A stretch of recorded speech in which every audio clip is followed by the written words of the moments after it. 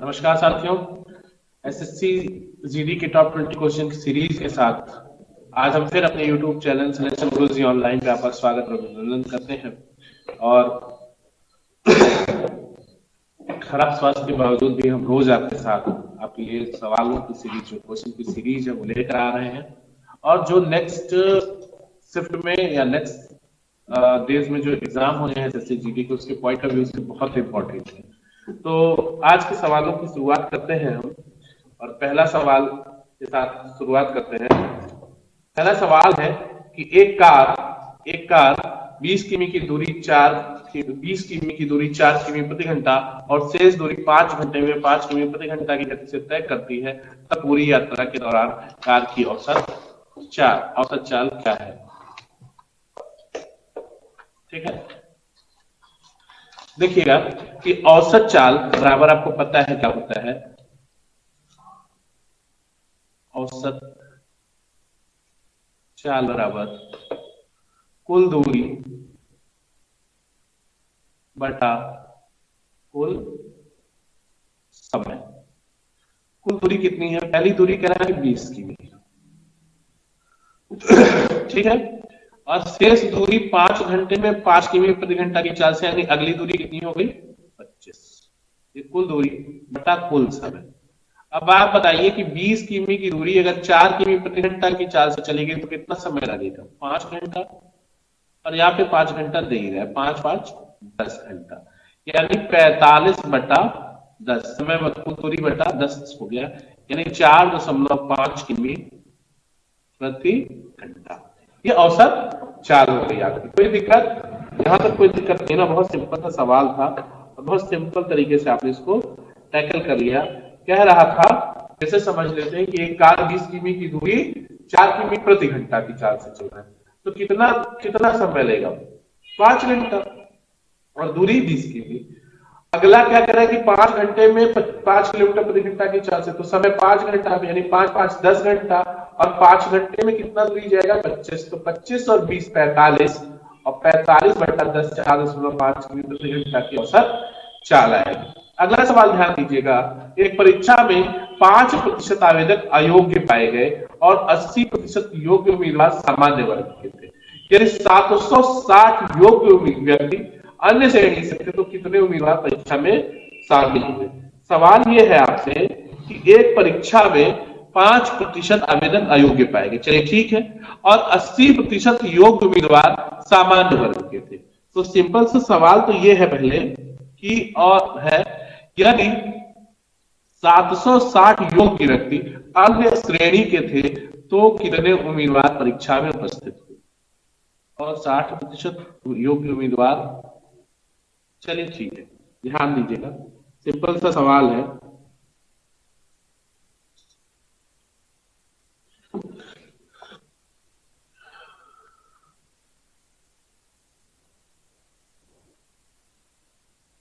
ध्यान दीजिएगा, कह रहा है कि एक परीक्षा है और परीक्षा में 80% योग्य उम्मीदवार है, ठीक है। एक परीक्षा में 5% आवेदक अयोग्य पाए गए और 80% योग्य उम्मीदवार सामान्य वर्ग के थे। योग्य कितने हुए? मान लो 100 पूरे थे, 100 में से 5% आपके अयोग्य हो गए, तो बच्चे कितने? 95। 95 में 80% उम्मीदवार सामान्य वर्ग के थे, तो 95 और 20, तो शेष कितना बचा? 20%, वो 760 अन्य श्रेणी के थे, तो कितने उम्मीदवार परीक्षा में उपस्थित हुए? अब सीधा सीधा समझो कि इस 95 का 20%, 20% का मतलब 1/5 बराबर है कितना? 760, यानी 19 बराबर 760, एक बराबर 19 चौक 40, 100 बराबर एक बराबर 40, तो 100 बराबर 4000। ठीक है, तो कितना हो गया यहाँ पे? ये आपका उत्तर आ गया 4000। ठीक है, आंसर 4000। ठीक, एक बात को फिर से समझ लो कि एक परीक्षा में 5% आवेदक अयोग्य पाए गए, यानी 500 अगर थे तो 5 अयोग्य हो गए, तो बच्चे कितने? 95। 95 में 80% योग्य उम्मीदवार सामान्य वर्ग के थे, तो शेष श्रेणी के कितने हो गए? 20%, और 20% का मतलब कितना है 1/5, तो 95 का 1/5 19, 19 बराबर 760, तो 100 एक 19 बराबर 760, तो 1976 1 बराबर 40, तो 100 बराबर 4000, 4000 उम्मीदवार परीक्षा में शामिल हुए। अगला सवाल ध्यान दीजिएगा, एक 16 सेमी ऊंचाई के ठोस शंकु के आधार की परिधि 33 सेमी है, शंकु का आयतन ज्ञात कीजिए। सिंपल सा सवाल है, देख लेते हैं। कह रहा है कि 16 सेमी ऊंचाई के एक ठोस शंकु के आधार की परिधि 33 है, परिधि दिया है 2 पाई आर दिया हुआ है, यहां से आप आर निकालेंगे, ये बराबर है 33 के, तो 11 दूना 22, ठीक है, और 11 तिया 33, ठीक। आर हो गया आपका 21/4, कोई दिक्कत नहीं ना, 7 21/4। आयतन पूछ रहा है, शंकु है, शंकु का आयतन होता है 1/3 पाई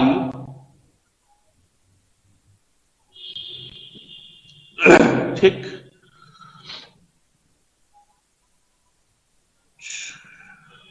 462 होगा आंसर, ठीक है। अब कैसे होगा ये मैं आपको बता रहा हूं, मैंने डायरेक्टली कैसे सॉल्व कर लिया।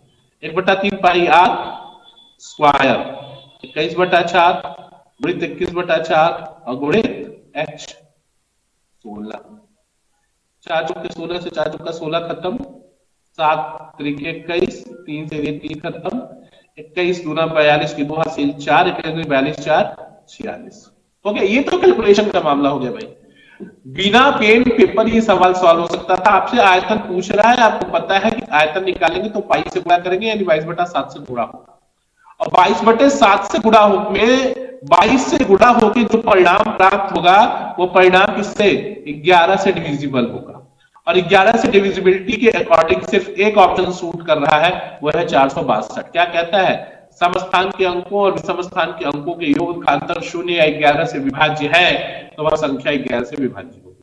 तो आप सीधा कुछ मत करिए, इस क्वेश्चन को मैं तो कहता हूं करना ही नहीं, आपको सिर्फ ये चेक कर लेना है कि ये जो 4 ऑप्शन है इसमें से 11 की डिविजिबिलिटी भी क्या ऑप्शन काम कर रहा है, सिर्फ एक ऑप्शन काम कर रहा है, ठीक करके आगे बढ़ो, कोई हेडेक ही नहीं है आपके पास। अगला सवाल कर लोगे ना, ठीक। अगला सवाल, एक कस्बे की जनसंख्या 92,61,000 है, यदि जनसंख्या की दर 5% वार्षिक है, वृद्धि दर 5% वार्षिक है, तो 3 वर्ष पहले जनसंख्या क्या थी। चलो ठीक है, 3 वर्ष पहले बहुत लोग क्या कर देते हैं, तुरंत 95/100 बढ़ा देते हैं, जनसंख्या लिए 5% घटाते बढ़ जाएंगे 95/100, 95/100, 95/100 निकाल देंगे, ऐसा नहीं होता। 3 वर्ष पहले जनसंख्या x बड़ी होगी तो 105/100, फिर 105/100 और फिर 105/100, 3 साल बढ़ गया गुरु, और ये 3 साल जब बढ़ गया तो क्या हो गया 9261,000, ये कितना हो गया 20 CAB 20 CAB 20, ऊपर मिला 21 21 21, मुझे लगता है ये 21 का क्यूब होता ही है, ठीक है। 21 का स्क्वायर 4 4 1, इसमें 21 से गुणा कर देंगे, 1 4 4 2 8 8, देख लो 1 6 2 9, ये 21 का क्यूब है, ठीक है। तो ये पूरा इससे एक बार काट देगा, 1000 हो जाएगा, और x बराबर हो जाएगा 1000 गुणित 8 हो जाएगा, यानी कितना 8 के आगे 6 जीरो, यानी 8 के आगे 6 जीरो, 2 2 4 2 6 जीरो, डी ऑप्शन सही है। क्लियर है, कर लेंगे कोई दिक्कत नहीं। आगे देखें, एक बेईमान दुकानदार कम तौर पर 5 सही 5/9 19% का लाभ कमाता है, तो बताइए कि ग्राह के स्थान पर कितने वजन का प्रयोग करता है। सिंपल सा सवाल है कि एक बेईमान दुकानदार गलत बाट का प्रयोग करता है, गलत बाट का प्रयोग करता है, तो क्या है देखो 5 सही 5/9 का मतलब क्या है आपके, 5 सही 5/9 का मतलब है 5 सही 5/9%, मैंने बताया था फ्रैक्शन याद कर लीजिए, 5 सही 5/19% का मतलब होता है 1/19, ठीक। यानी जिसको 20 देना कितना चाहिए था 20 ग्राम, तो दिया कितना 19 ग्राम, दिया कितना 19 ग्राम, यही ना दिया। तो कह रहा है एक ग्राम के स्थान पे कितना देगा भैया, 20 ग्राम में जब 1 ग्राम दिया तो 100 ग्राम में कितना देगा, 5 से गुणा कर लो, 500 में तो कितना देगा 95 ग्राम, 5 से इधर गुणा, फिर 1000 कह रहा है तो 10 से इधर गुणा कर लो, 10 से इधर 950 ग्राम दे रहा है। 1000 के साथ पे 950 ग्राम का बाट प्रयोग कर रहा है। सिंपल सवाल है, ऐसा है ना, सिंपल सा देखो कि इतना प्रतिशत कम वजन करता है, कितना 5 से 5/19%।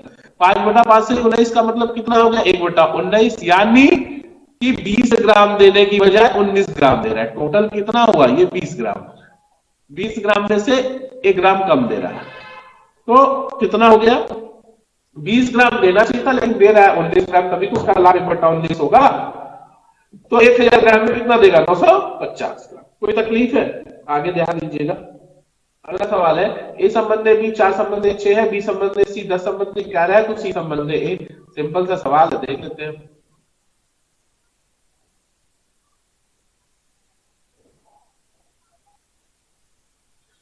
तो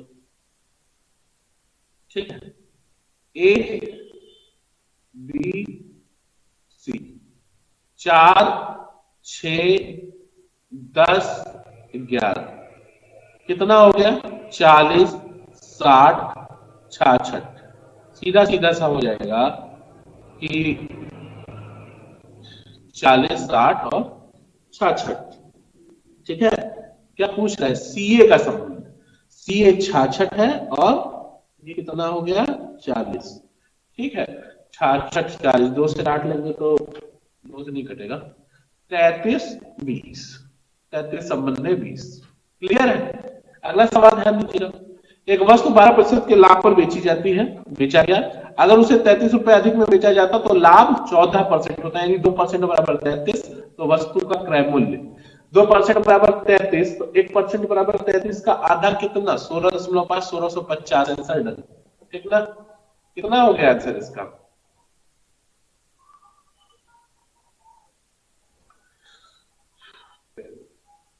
देखिए कह रहा है कि 12% लाभ पर बेचा जाता है, अगर 14% लाभ पर हो जाता कब, जब वो 33 रुपए अधिक में बेचते, यानी 2% बराबर 33, सॉरी 2% बराबर 33, 50 से उधर गुणा कर दो, ये 100% बराबर 50 से इधर भी गुणा कर दो 1650। क्लियर, कोई दिक्कत, कर लेंगे। अगला सवाल ध्यान दीजिए, सीपी 100% होता है, ए और बी एक कार्य को कम से कम 20 दिन और 30 दिन में पूरा कर सकते हैं। दोनों एक साथ कार्य शुरू करते हैं, लेकिन कुछ दिनों बाद एक कार्य छोड़ देता है और संपूर्ण कार्य 21 दिनों में पूरा हो जाता है। ज्ञात कीजिए कि कितने दिनों के बाद ए ने कार्य छोड़ा था। तो सिंपल सवाल है, देख लेते हैं।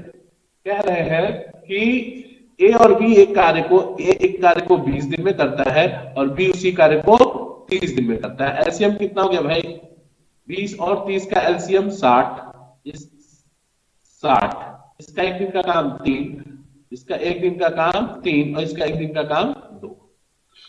कह रहा है कि दोनों एक साथ कार्य शुरू करते हैं लेकिन कुछ दिनों के बाद एक कार्य छोड़ देता है और संपूर्ण कार्य 21 दिन में पूरा होता है, यानी बीच में ये 3 है भाई, ध्यान दीजिएगा 3 है। पूरा काम 21 दिन में होता है, बी बीच में छोड़ के गया है, ए छोड़ के गया है, बी नहीं गया, तो बी पूरे 21 दिन का काम किया होगा, तो कितना काम कर दिया 42। शेष कितना काम बचा 60 माइनस 42 बराबर 18, 60 माइनस 42 बराबर 18। ये काम कौन किया होगा ए, और एक दिन में ए 3 काम कर रहा है, तो 18 काम करने में 6 दिन लगा होगा, यानी काम शुरू होने के 6 दिन के बाद ए का भाग गया। नहीं समझ पाए, ए एक काम 20 दिन में कर सकता है, बी 30 दिन में कर सकता है, तो 60 काम हो गया पूरा एलसीएम। ए का एक दिन का काम 3, बी का एक दिन का काम 2। कह रहा है कि कुछ दिन बाद ए छोड़ के चला गया, शेष काम 21 दिन में पूरा कार्य 21 दिन में हो गया, 21 दिन तक बी ने तो काम किया, ए कभी भाग गया होगा बीच में, कब भागा यही पूछ रहा है। तो 21 दिन बी ने काम किया है ना, तो 21 दिन 42 काम किया, अब जो शेष काम बचा वो ए कर किया होगा और करके भागा होगा, तो 18 काम ए के जिम्मे बच गया और ए वो 18 काम 6 दिन में कर सकता है, क्योंकि एक दिन में 3 काम, तो 18 काम करने में 6 दिन, यानी काम शुरू होने के 3 दिन बाद, सॉरी 6 दिन बाद ए काम छोड़ दिया। अगला सवाल ध्यान दीजिएगा कि दो संख्याओं का लसा और मसा क्रमशः 240 और 9 है, इसमें से एक संख्या 180 है तो दूसरी, ये तो भैया बहुत ही आसान सवाल है, ये सब सवाल आ रहा है। देख लो, हमको पता है एलसीएम पढ़े ही हो, क्या एलसीएम गुणित एचसीएफ बराबर पहली संख्या गुणित दूसरी संख्या। क्या है? एलसीएम 240, एचसीएफ 9 बराबर एक संख्या 180 है, दूसरा पूछ रहा है 9 दूनी 18, 20 से काट दो इसको, यहाँ ये 0 0, ये 12, दूसरी संख्या कितनी आ गई? 12। खत्म सवाल। ठीक है, अगला क्वेश्चन। अंजलि की मासिक आय 1200 रुपए है, जनवरी 23 में इसकी आय 1800 हो जाती है, तो अंजलि की आय में प्रतिशत वृद्धि पूछ रहे हैं। 600 बटा 600 की वृद्धि, 600 बटा 50%। भाई 1200 से आय 1800 हो जाए, 1200 से आय 1800 हो जाए, 1200 से आय कितनी हो गई? 1800। ठीक है, 1200 से जब आय 1800 हो गई,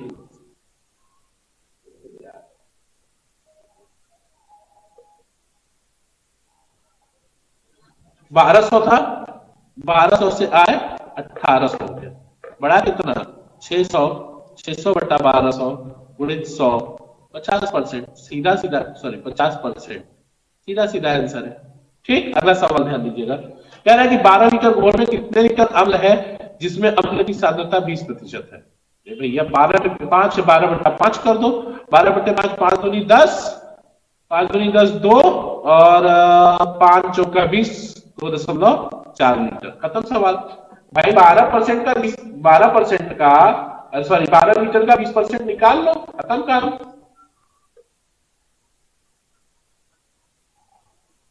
ठीक है, कह रहा है कि 12 लीटर है, 12 लीटर में 20% अम्ल है, तो अम्ल की मात्रा क्या है? तो अम्ल कितने लीटर अम्ल है जिसमें अम्ल की सांद्रता 12% क्या हो? 20%, 1/5, ये कितना हो गया? 2.4 लीटर। क्वेश्चन। अगला क्वेश्चन ध्यान दीजिएगा। कह रहा है कि राधा और कृष्ण क्रमशः 24 किमी प्रति घंटा और 18 किमी प्रति घंटा की गति से एक दूसरे की ओर दौड़ना आरंभ करते हैं। यदि वे 10वें मिनट के बाद मिलते हैं तो उनके बीच की आरंभिक दूरी क्या है? यदि वे 10 मिनट के बाद मिलते हैं तो आरंभिक दूरी क्या है? सिंपल सिंपल सा सवाल है, दोनों एक दूसरे की ओर ही दौड़ रहे हैं, वो एक दूसरे की ओर दौड़ रहे हैं, तो भाई मान लीजिए राधा यहाँ पे है और कृष्ण यहाँ पे है। ठीक है, ये 24 किमी प्रति घंटा की चाल से इधर दौड़ रहा है और ये 18 किमी प्रति घंटा की चाल से, एक दूसरे की ओर दौड़ते हैं तो चालें जुड़ जाएंगी परस्पर, और 10, तो पूछ रहे कितनी दूरी पर? दूरी बराबर क्या होता है? चाल 24 और 18, 24 10 34 और 34 44 42।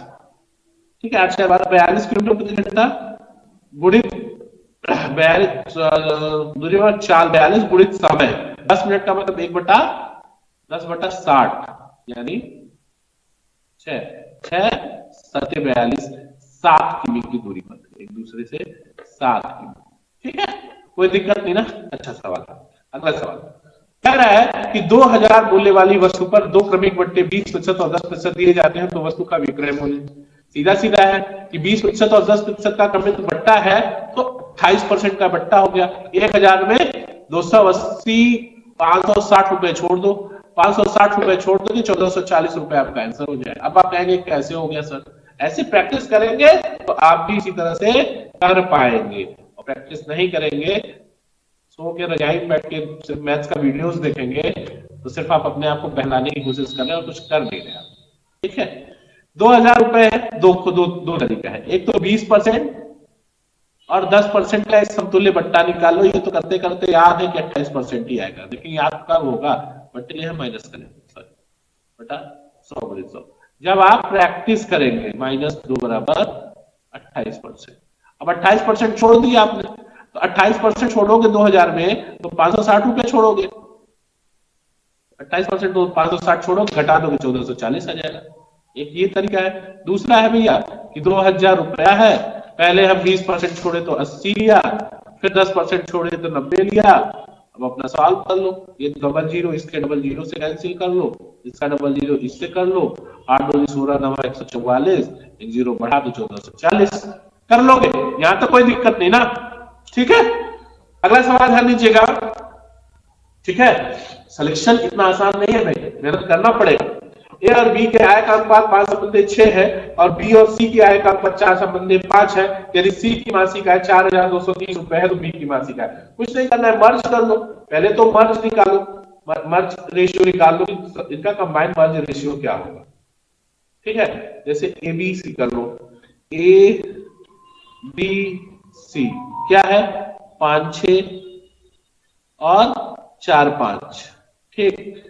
तो 20 24 और 30, जानते हो ना, इसका इसमें गुणा करते हैं, इसका इसमें गुणा करते हैं, इसका इसमें गुणा करते हैं, ठीक। कर लोगे तो 10 12 15, 10 12 और 15 आ जाएगा, सिंपल रेशियो। कह रहा है सी की आय, सी 15 बराबर दे रहा है, ये 15 बराबर 4230, तो 15 बराबर 4230 है, तो बी का पूछ रहा है 12 पूछ रहा है, तो देख लो कि 15 बराबर 4230, तो 12 क्या होगा, 4230 बटे 15 गुणित 12, सॉरी गुणित 12। अब 12 काटो, 3 चौके 12, 3 बचे 15, 5 से बड़े आराम से हट जाएंगे, 5 बट्टे 40, 2 5 चौके 20 और 5 6 30, 6 4 6 24, इकाई एक पे 4 है किसी के, बस ये 3300। भैया इसका गुणा करना है ना, ये अब 4 से गुणा होगा इसका, ये गुणा होगा तो 4 6 24, 4 आ जाएगा इकाई एक पे। एक ही ऑप्शन है जहां इकाई एक पे 4 है, ऑप्शन टिक करके आगे बढ़ जाइए, बाकी है आपका नहीं है, ठीक है ना, बाकी हेडेक आपका नहीं है, ठीक है। अगला सवाल ध्यान दीजिएगा,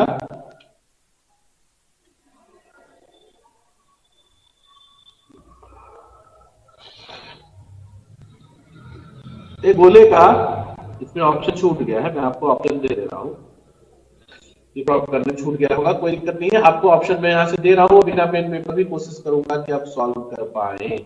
गोले का पृष्ठीय क्षेत्रफल, देखिए आपको इसका ऑप्शन दिया हुआ है, 4 ऑप्शन है आपके पास। पहला ऑप्शन है 1386, दूसरा ऑप्शन है 1284, तीसरा ऑप्शन है 1426 और चौथा ऑप्शन है आपके पास 1188। कह रहा है कि एक गोले का आयतन आपको दिया हुआ है, एक गोले का आयतन 4851 है, इस गोले का पृष्ठीय क्षेत्रफल, आपके पास ये 4 ऑप्शन है।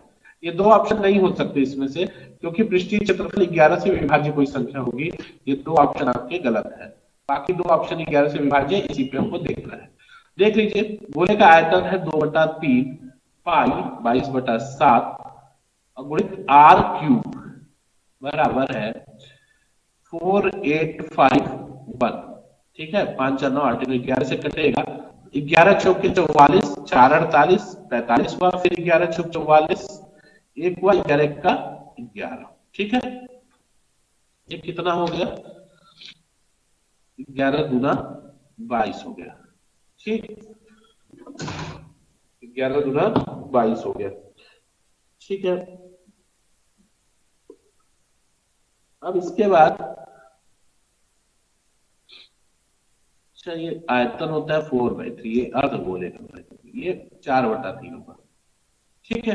अब क्या करना है हमको, इसको ले जाके उधर गुणा करना है, तो आर क्यूब बराबर हो जाएगा, ये किसका है, 21 का है, 441 इंटू 21/8, इसको सॉल्व करेंगे तो आर इज इक्वल टू हो जाएगा 21/2। अब आपको निकालना है क्या, संपूर्ण पृष्ठ, 4 pi R square, 4 pi 22/7 R square यानी 21/2 गुणित 21/2, 2 दूनी 4 खत्म, 7 त्रिके 21 खत्म, 3। अब देख लो 3 दूनी 6, इकाई एक पे 6 आएगा इसके, यानी ऑप्शन की सिर्फ इसमें 1386 में इकाई एक पे 6 है, यानी इसका पृष्ठीय क्षेत्रफल कितना हो जाएगा, 1386, यही से क्वेश्चन डन हो जाएगा, ठीक। अगला क्वेश्चन ध्यान दीजिएगा कि पूजा ने एक परीक्षा में 205 अंक प्राप्त किए और वह 5 अंकों से अनुत्तीर्ण हो गई, ठीक है। यदि न्यूनतम उत्तीर्णांक 35% है तो परीक्षा में अधिकतम अंक ज्ञात। ये सिंपल सवाल है भाई, 5 नंबर से फेल है तो पास कर दो, पास कैसे करोगे, 5 नंबर दे दोगे पास हो जाएगी, 5 नंबर दे दोगे तो कहां है भाई, 5 नंबर दे दोगे पास हो जाएगी, 205 पा रही है, 5 नंबर से फेल है, दे दो 210, 210 नंबर 35% के बराबर है, तो 100% पूछ रहा है, देख लो 7 से भाग दो, 7 5 35, 7 तरीके 21, ठीक है, 20 से गुणा कर लो, 20 5 100, इधर से 600 नंबर का गुणा, कोई दिक्कत नहीं। अगला सवाल ध्यान दीजिएगा कि 8 सेमी, 1 सेमी और 6 सेमी भुजा वाले 3 घनों को पिघलाकर एक बड़े घन का विकर्ण क्या होगा? अच्छा, घन का विकर्ण क्या होगा? 8 सेमी, 1 सेमी और 6 सेमी भुजा वाले 3 घनों को पिघलाकर एक बड़े घन का विकर्ण क्या होगा? सिंपल, इसको देखना, देखिए सवाल अच्छा सवाल है। इस सवाल को थोड़ा सा कॉन्सेप्ट के साथ सॉल्व करना पड़ेगा। कैसे, देख लेते हैं। क्या कि देखो भाई, ये 8 का हो गया आपका 512, ठीक है। 8 का क्यूब कितना हो गया? आयतन 500। वो घन जिसका आयतन जो है, देखो ये क्या हो गया? 8 वाले घन का आयतन 512, एक वाले का 512, एक का 1 और 6 का 216, यानी 4 2 6 1 7 2 727, सॉरी 9 भाई, 6 1 7 2 729, यानी जो नया घन बनेगा उसका आयतन होगा ए क्यूब बराबर 729, यानी ए बराबर कितना हो जाएगा? ए बराबर आ जाएगा आपका 9। बात समझ रहे हो भाई? ये 8 सेमी भुजा वाला घन उठाया तो उसका आयतन 512 पाए, 1 सेमी भुजा वाला आयतन उठाया, घन उठाया तो उसका आयतन 1 मिला, 6 सेमी वाला उठाया तो उसका 216, सबको जोड़ दिया तो 729 सेमी घन सेमी के आयतन का एक बड़ा घन बना, यानी जिसका आयतन 729 है उस घन की भुजा कितनी होगी? 9। और विकर्ण क्या होता है? √2a, √3a, right. विकर्ण क्या होता है? विकर्ण होता है √3a, यानी 9√3 इसका आंसर हो जाए। कोई तकलीफ है इसमें? क्लियर है बात? अगला देखिएगा, एक ट्रेन दूसरे को दो ट्रेन एक दूसरे से 100 किमी की दूरी पर है। वह एक ट्रेन बिंदु P से बिंदु Q की ओर और दूसरी ट्रेन Q से T की ओर चलना शुरू करते हैं और 1 घंटे के बाद बिंदु R पर मिलते हैं तो P से 30 किमी की दूरी पर है, जो P से 30 किमी की दूरी पर है। दोनों ट्रेनों की चालों का अनुपात ज्ञात कीजिए। सिंपल है यार, एक ही घंटे बाद मिल गए, एक 30 से आया और एक P से 30 से आया। भाई 1 घंटे में P से 30 किमी गया तो 30 इधर 70 उधर, 30 संबंध 7, खत्म सवाल। तो सवाल में कुछ है ही नहीं। देखो आसान सवाल है भाई, ठीक है।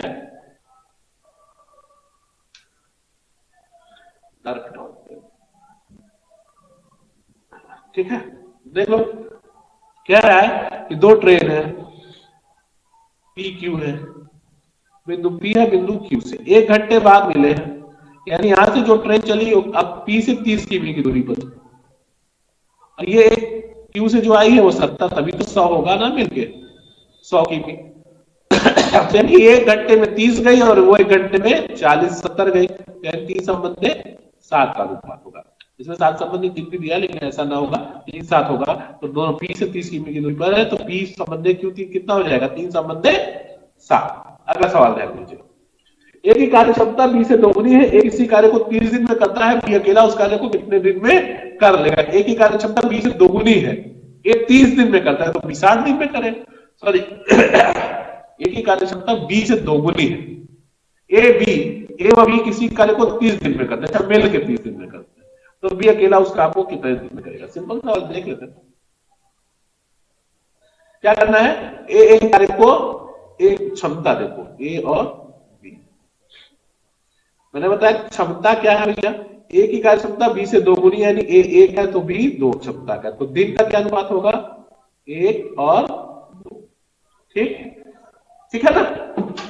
अब देखो, यानी ए अगर कोई काम x दिन में कर सकता है तो बी उसको 2x दिन में कर सकता है। अब यहां पे आ जाओ, ए x दिन, बी 2x दिन, एलसीएम 2x, इस ए का 1 दिन का काम 2, बी का 1 दिन का काम 1, तो ये 3 हो गया। तो पूरा काम कितने दिन में हुआ? 30 दिन में, यानी 2x/3 इज इक्वल टू 30, या x is equal to 45।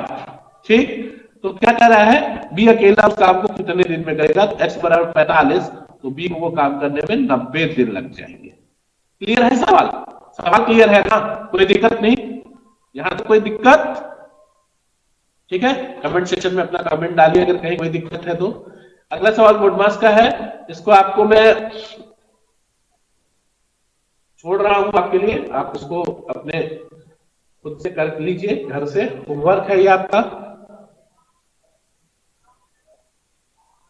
Word mask लगाना है और एक्स का वैल्यू निकालना है, ठीक है।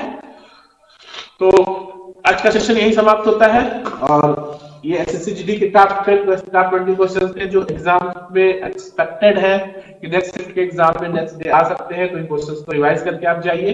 और ये सिर्फ एग्जाम एसएससी के पॉइंट ऑफ व्यू से ही नहीं, बल्कि यूपीवी और जो भी कांस्टेबल लेवल के एग्जाम होने हैं उन सबके पॉइंट ऑफ व्यू से इंपॉर्टेंट है। तो आपको एक बड़ी अच्छी सीरीज मिल रही है रोज इतने क्वेश्चंस की, जिसको आप सॉल्व करके 20 क्वेश्चन की रोज सीरीज मिल रही है, जिसको सॉल्व करके आप अच्छी प्रैक्टिस पा सकते हैं और अच्छा परफॉर्मेंस मैथ्स में एग्जाम में दे सकते हैं। तो बहुत बहुत धन्यवाद आप लोगों को, और इसी तरह से हमारे चैनल पे बने रहिए, देखते रहिए और इसका लाभ उठाते रहिए। तब तक के लिए कल फिर मिलेंगे, तब तक के लिए जय हिंद जय भारत।